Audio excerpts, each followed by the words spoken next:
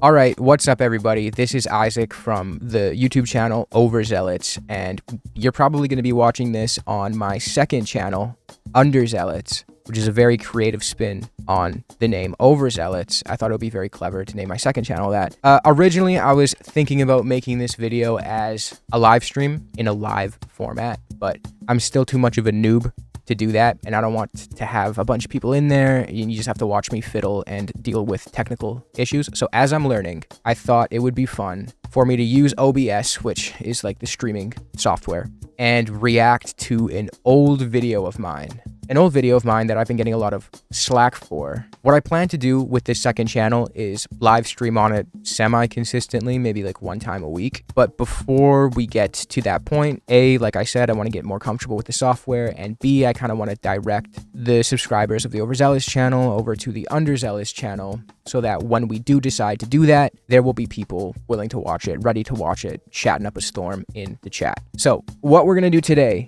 is actually kind of inspired by a hater on Twitter. I've actually been very receptive to my critics these days, and bickering quite a bit on Twitter. So if you don't follow me there, you can go and do that. But someone quote tweeted a video of mine, Israel-Palestine video of mine, and said that if my earlier work wasn't so dog shit, they would feel more comfortable taking my more rigorously researched works like my Israel-Palestine videos more seriously. But since my earlier videos are dog shit, they can't do that. Something along those lines. I'll put the tweet up in the screen. So that corresponds with this desire that I've had to go back to my old videos and just kind of react to them, have fun, watch them. So that's what we're going to do today. We're going to load up my old, I think it's like my first video ever, maybe it's my second, but it's a video that I made on my Overzealous channel, my main channel, back when it had like no subscribers, back when I still had to work my job before YouTube. Like YouTube was not my job yet, obviously, because it was a new channel, had no subscribers, had no followers. So I threw it together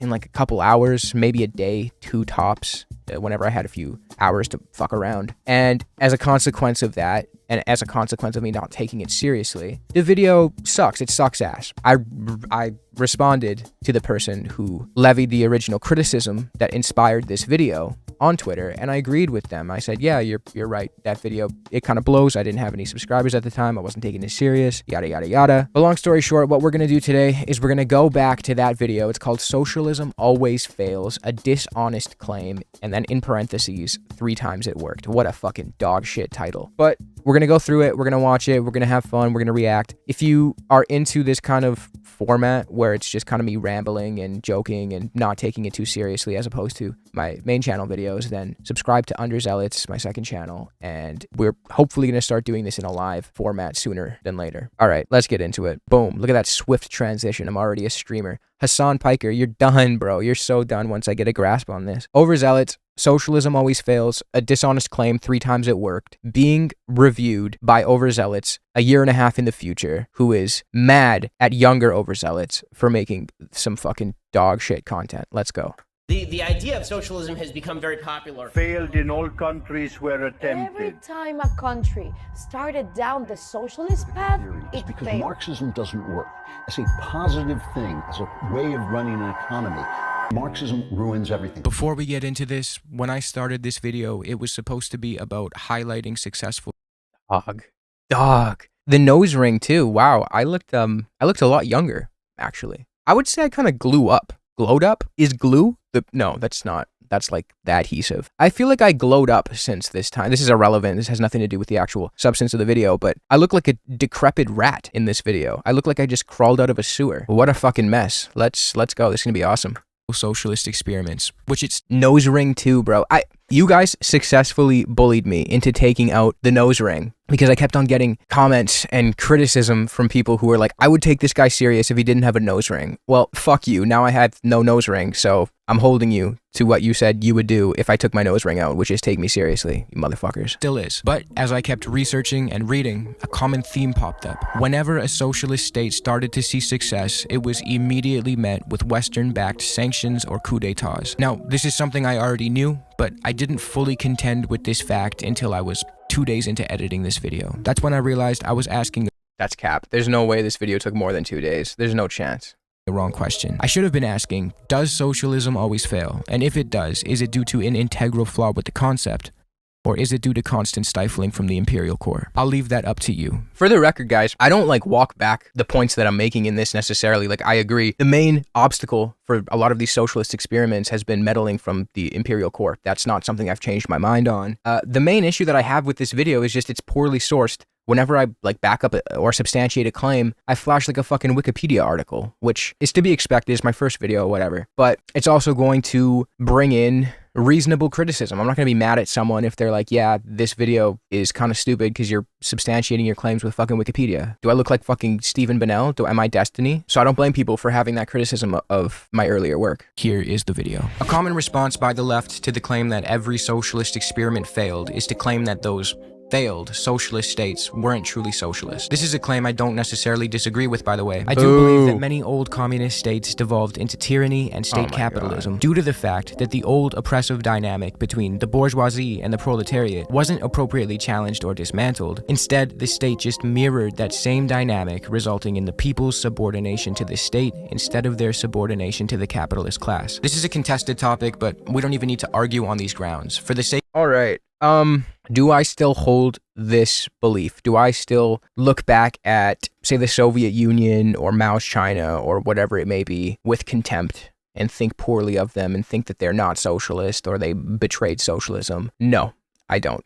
Long story short, I don't. I'm a lot more charitable to them now. I still hold a lot of criticisms of them. I don't consider myself a Marxist-Leninist, but I'm also not hostile to Marxist-Leninists, and you can probably have come to this conclusion. You could have probably speculated that my positions surrounding this have changed, especially since this video, and I haven't seen this video in like a year, so it's pretty much a new video for me from going back and watching it. I think when it comes to judging, say, the Soviet Union, or whatever I said in this video, I think it's kind of irresponsible to just brush it away, especially as like a Western leftist where I'm insulated from the effects of imperialism. The Soviet Union was not. It was constantly fending it off. I think it speaks to a sort of narcissism in like the Western leftist specifically, where you have all of these criticisms for a project that genuinely tried, and in a lot of cases, like the Soviet Union, did uplift the living conditions of millions of people. Like the lives of millions of people were better as a result of the Russian Revolution than they were prior. That's pretty much an incontestable fact. With that said, it's not wrong to criticize the Soviet Union or China or whatever it may be, but to hand wave it away the way I am in this video, I think is irresponsible and is not reflective of my current position on these former socialist projects. I don't think they're not socialist. I think that's also kind of a cop-out. I do think they're socialist. I think they're a different approach. They're Marxist-Leninist. That's not to say that non-Marxist-Leninist projects like Salvador Allende's Chile, like a democratic socialist project, is any less or more socialist. It's just different. It's a different approach responding to their conditions, their material conditions in different ways.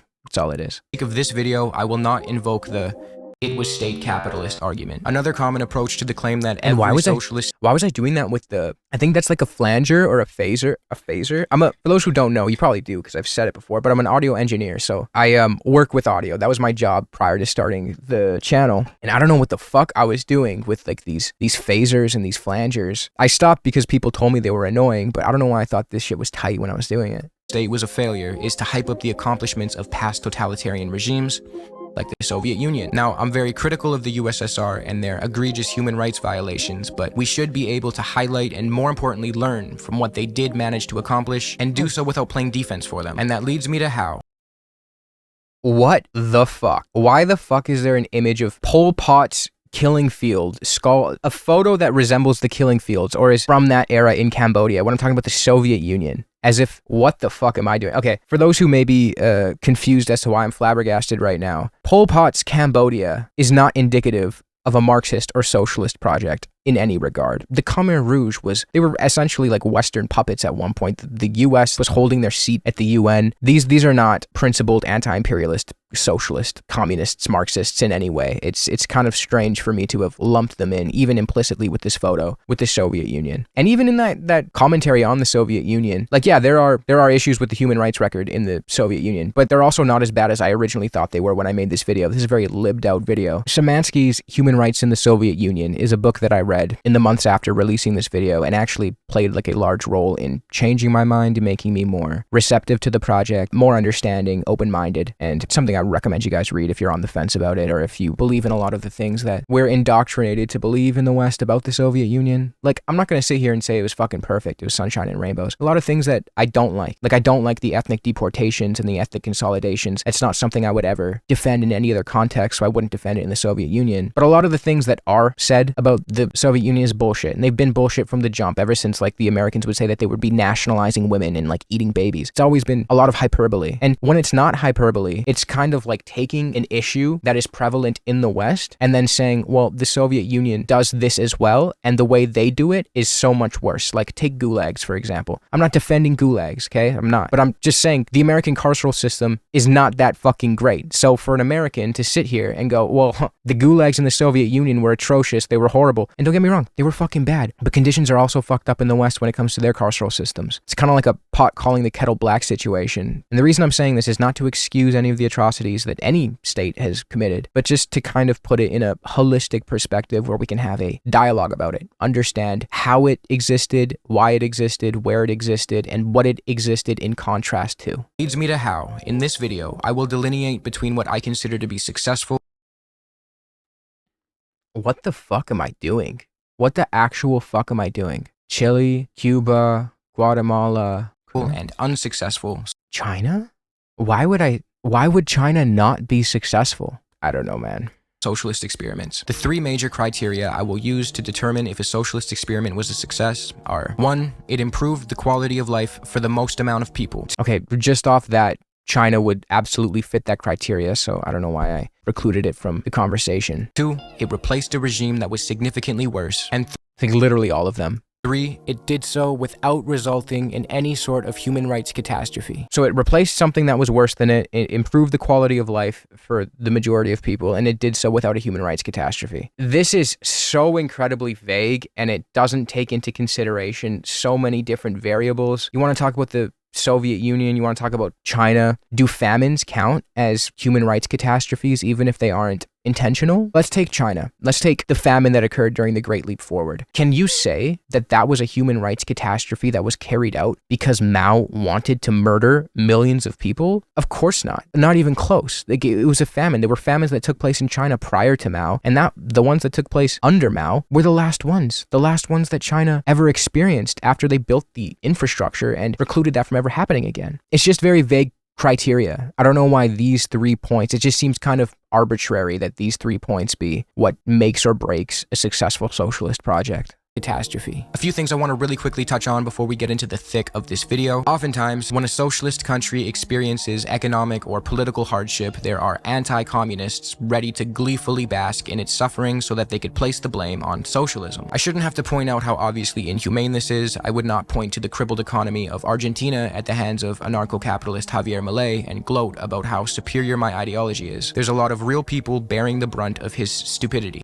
But aside from the okay, I'm still kind of cooking on that shit, because I mean, I've been vindicated on that, right? Oftentimes, when socialist countries experience turmoil, it isn't even due to socialism. Venezuela is a great example. No, socialism did not destroy Venezuela. Dutch disease, along with other things. What I'm saying here is not necessarily wrong, it's just kind of undermined when I put up a fucking Wikipedia article as my source, right? So I understand why people would look at that and be like, this is a very unserious video. It is a very unserious video. It's a slop video. Did Venezuela hitched its bets to its oil industry and failed to diversify its exports or properly nurture other economic sectors? Venezuela also suffered sanctions, corruption, and other economic devastation that had nothing to do with socialism. Successful socialist experiment number 1, Burkina Faso at the hands of Thomas Sankara. Sankara is a personal hero of mine. I could go on for hours about him, but for the sake of brevity, I won't fangirl this time. Sankara was born in 1949 in what is now known as Burkina Faso, but at the time it was a French colony called Upper Volta. Upper Volta was one of the poorest countries in West Africa. It was largely an agrarian society with low rates of productivity. It lacked significantly when it came to infrastructure. It had high levels of unemployment, low literacy rates, gender discrimination, and poor healthcare. To top it off, droughts and other environmental issues were prevalent, and due to underdeveloped infrastructure, they negatively impacted crop yields. For the record, I'm not walking any of this back. Like, fundamentally, I agree with the arguments that I've made in this video. It's just the sourcing is kind of ass, and the shade that I'm throwing at like Marxist-Leninist projects is not really something I would do today, which led to more poverty. Sankara, an anti-colonialist Marxist-Leninist, overthrew the existing regime in 1983, and one of his first decisions was to rename... openly said he was a Marxist. Okay, so I wasn't really shading MLs. It's weird. It's very strange. Like, I feel like I'm operating on a bunch of like arbitrary criteria of what constitutes a successful project and an unsuccessful project. It doesn't even seem like I have it mapped out in my head as to what I respect in a project or not. Upper Volta to Burkina Faso, meaning land of upright men. Now, I know what you might be thinking. What a sexist douche.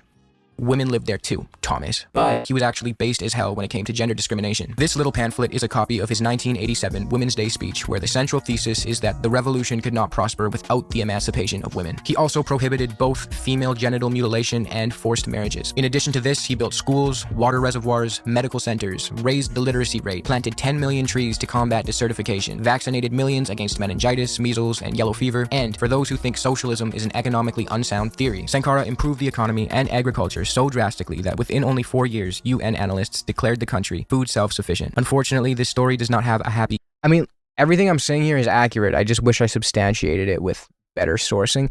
I do have other videos about Sankara. I have other videos about all of the topics that I'm talking about in this video, and I believe I sourced them better in those videos, so I will link those in the description of this video that you're watching. The ending, Sankara was killed in a coup in 1987, and Burkina Faso regressed without him. Successful socialist experiment number 2, Jacobo Arbenz's Guatemala. That's interesting, because Jacobo Arbenz, legend, I don't have anything bad to say about the guy, but I don't know if I would consider him a socialist. He just wasn't, right? Like, I know Stefan Schlesinger, historian, journalist. He's the author of Bitter Fruit. It's a good book about Guatemala and United Fruit Company. I know Stefan Schlesinger calls him a democratic socialist. I know some people do. But the thing with Arbenz is he was like a redistributive capitalist, really. He was like a progressive liberal guy. He was a good dude. I just wouldn't say he was a socialist. Definitely not a communist. I know his wife dabbled with more radical literature. She held more radical beliefs, and they would have their communist friends over or whatnot. Maybe that rubbed off on him in some ways. But to call him a socialist, I don't know if I would necessarily stand by that. He's like a social democrat. Now, when we're talking about social democrats in the global south, I have a different opinion about them than I would social democrats in the global north. And the reason for that is social democracy, when we're talking about it in the imperial core, doesn't tend to take into consideration how those exploitative supply lines and methods of unequal exchange negatively impact communities in the global south. But I think that issue is somewhat ameliorated when we're talking about economic nationalism or social democracy in the global south. I feel like the propensity for exploitation is minimized to a degree. Is it ideal? Would I like for them to have, some sort of genuine socialist model? Yeah, that'd be fucking awesome. But again, I'm not going to say a guy like Jacobo Arbenz was bad for Guatemala. I don't think he was. I think he was a massive improvement. I think he was a decent dude. Shitty what happened to him. I don't know what to say. 50s, an American business called the United Fruit Company had disproportionate control over the Guatemalan economy. They owned about 500,000 acres of land, ports, railroads, and more. This purchasing and appropriating of Guatemalan land forced the peasantry of Guatemala into a terrible quality of life. Through ostracizing the people of Guatemala from their own resource-rich lands and exploiting said lands for the... Oh, fuck, I switched the... yeah, my hair looks all... Dude, I don't know what the fuck is wrong with me. I genuinely had very low standards for these early videos, which, again, makes sense. I didn't have anybody watching them, so why would I bust my balls to spend days, weeks, the way I do now on a video that I thought was going to get no views? The United Fruit Company played its role in exacerbating wealth inequality in the country. Unfortunately, this is a story that is not all too uncommon in the global south, yet in the imperial core, we always find a way to demonize the people who choose to do something about the situation we've imposed upon them. Jacobo Arbenz is one of those people. Democratically elected Arbenz knew that he had to do something about the way that American big business was destroying the country, so he purchased, yes, shout out my boy Jacobo, purchased the land back and redistributed it to the people of Guatemala. By 1954, a sixth of the population had received land due to Arbenz's reform law, formerly known as Decree 900. This legendary agrarian reform program. Another thing that I'm doing here, which is kind of lived out, is I'm praising him, and I do this with Allende as well. I praise them for kind of playing by the rules, the bourgeois liberal rules that are imposed on them, and trying to change the system from within those confines, when in both instances, Jacobo Arbenz and Allende, their adherence to these liberal rules ended up being their Achilles heel. So you look at a guy like Castro. Castro warned Allende. He gave him an AK-47. He told him, you guys are up against worse than what we are up against in Cuba. He was speaking about Chile. He was saying Chile was up against a worse threat than Cuba was. And Castro warned Allende, said, look, man, if you don't kind of tighten your grip on things around here, even if that means you have to, maybe crack down on some of these liberal freedoms, you're going to fucking die. You're up against an imperial behemoth. They want you dead. They're going to try and infiltrate you from within, which they did end up doing. And that was how he was overthrown. So I don't know. There's something to be said there. I I definitely give these guys a lot of credit because they were democratic socialists, or in the case of Arbenz, close enough, social democrat, whatever. There's a difference. I'm not hand-waving away the difference. But I'm giving them credit specifically because they played in correspondence with the rules that were imposed onto them by the imperialists, which I don't necessarily think merits more credit. I think, honestly, a guy like Castro or Che Guevara is more honorable because they understood that the rules from the jump were rigged, and they did what they could to provide their people with a better life, in spite of the fact that they knew they would be sabotaged and their lives would be made a living hell by the imperialists from the jump. Not only resulted in higher living conditions for many farmers and their families, but it stuck up to big corporate imperialist bullies, told them that Latin America is not their playpen, and proved to be influential across the continent.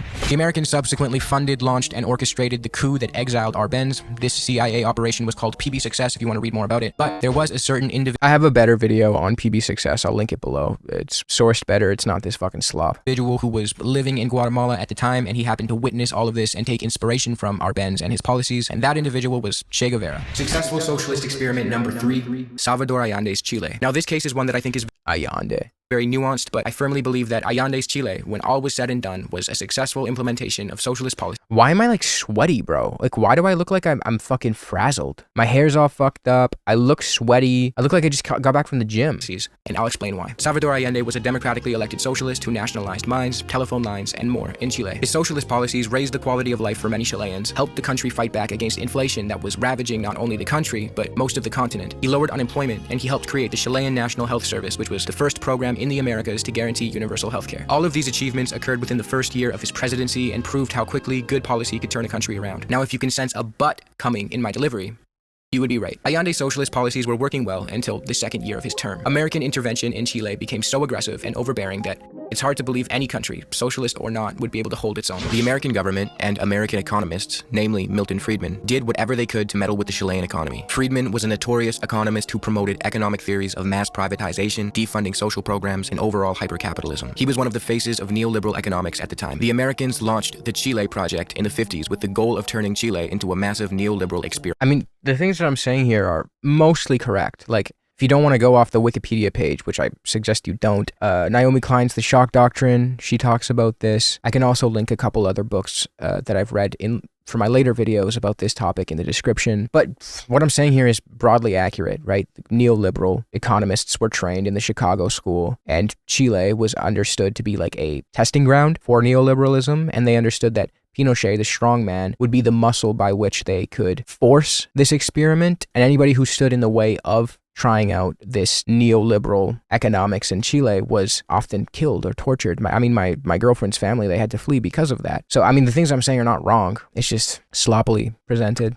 Many Chileans, now known as the Chicago Boys, were brought to Chicago to study under Milton Friedman. When those Chicago Boys returned home, and when Allende, who threatened to nationalize U.S. copper mines, became president, both the U.S. government and the indoctrinated Chicago Boys fueled domestic flames, leading to lockouts, strikes, and boycotts. These lockouts were promoted heavily by the Nixon administration with the goal to halt the Chilean economy. Local business owners, truckers, and other Chileans, in an attempt to spite Allende, would withhold their products or mark them up unnecessarily to artificially demean the economy. In addition to this is the thing, right? Like, the petty bourgeois in the context of Chile really did sabotage him. Even the workers of, so for example, like trucking companies, the bosses, the bourgeois would say, no, you can't use your trucks, you have to sabotage Allende's economy. This was during, I think it was like the October strike, or the bosses lockout, I believe it was called. But what ended up happening was the workers, the people who worked for those companies, defied their boss's orders and drove anyways. So there's people who criticize this video and say, oh, Isaac claims to be a leftist, but he is critical of this strike. Well, yeah, this is not a fucking workers' strike. This is a bourgeois strike. This is the bourgeois withholding their capacity to deploy their capital to sabotage a democratically elected socialist president. That's very different than like a labor strike. This copper, which was Chile's biggest export, was not only suffering a drop in price, but there was a reluctance to purchase Chilean copper due to America's disapproval of the country. Things like this always make me wonder, if socialism is such a bad idea from the get-go and it's doomed to fail, then why does the West constantly feel the need to intervene and spend billions of dollars or kill millions of people to make sure that it fails? I thought it was doomed from the jump. Why would Nixon need to give the direct order, and I quote, make the economy scream when referring to what he wanted to see done about Allende's Chile. I thought this shit was supposed to crumble on its own. Long story short, September 11th, 1973, Allende was killed in a coup and replaced by a military junta, which then devolved into the right-wing dictatorship of Augusto Pinochet. Now, you would think that since the pesky socialist was out of the equation, the economy would boom under Pinochet, especially since one of his economic advisors was the great Milton Friedman, one of the thought leaders behind neoliberal capitalism. But no. The opposite happened, actually. I'm going to read you a few lines from one of my favorite books, The Shock Doctrine, by Naomi Klein. In 1982, despite its strict adherence to Chicago Doctrine, Chile's economy crashed. Its debt exploded, it faced hyperinflation once again, and unemployment hit 30%, 10 times higher than it was under Allende. The only thing that protected Chile from a complete economic collapse in the early 80s was that Pinochet had never privatized Codelco, the state copper mine company nationalized by Allende. That one company generated 85% of Chile's export revenues, which meant that when the financial bubble burst, the state still had a steady source of funds. So not only were Allende's policies preferable to Friedman's and Pinochet's, but Allende was literally saving the economy from beyond the grave. I'll leave you with a quote from a super normal and definitely not evil dude named Henry Kissinger. We didn't do it. I mean, we helped them. We created the conditions as great as possible. One argument I often hear from anti-socialists is, well, if ex-socialist country can be destroyed by sanctions, embargoes, and Western intervention, then socialism is to blame because it created a weak and susceptible country. This line of logic is idiotic. The West has sanctioned non-socialist countries in the past, and they have also suffered similar economic troubles. But to make an ethical argument here, I don't think it's right to blame a sovereign, developing socialist, or neoliberal country for that matter, for being stifled by the largest global superpower and its embargoes, sanctions, or coup d'etats.